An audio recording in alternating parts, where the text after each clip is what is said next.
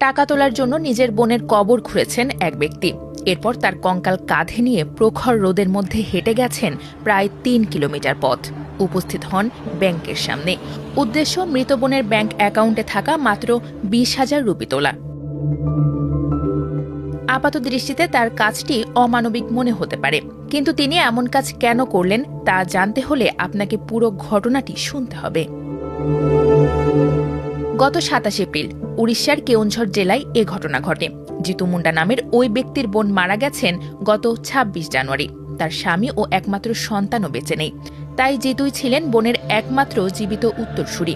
বোনের রেখে যাওয়া অর্থ তোলার জন্য দিনের পর দিন ব্যাংকের দরজায় দরজায় ঘোরেন জিতু, কিন্তু ব্যাংক কর্মকর্তারা বারবার তাকে ফিরিয়ে দেন, বলেন অ্যাকাউন্টের মালিককে আনতে অথবা তার মৃত্যুর প্রমাণ দিতে।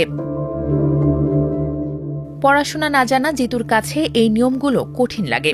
তিনি ব্যাংকের প্রক্রিয়াগুলো বুঝতে পারেন না। এছাড়া বোনের কোনো মৃত্যু সনদ বা উত্তরাধিকারী সংক্রান্ত কাগজপত্রও ছিল না তার কাছে। ফলে বোন মৃত তা প্রমাণ করতে কঙ্কাল নিয়ে ব্যাংকে হাজির হতে বাধ্য হন। ব্যাংকে পৌঁছানোর পর সে দৃশ্য দেখে স্থানীয়রা স্তম্ভিত হয়ে যান। প্রশ্ন করেন, একজন গরিব মানুষের নিজের টাকা পাওয়া কি এতটাই কঠিন?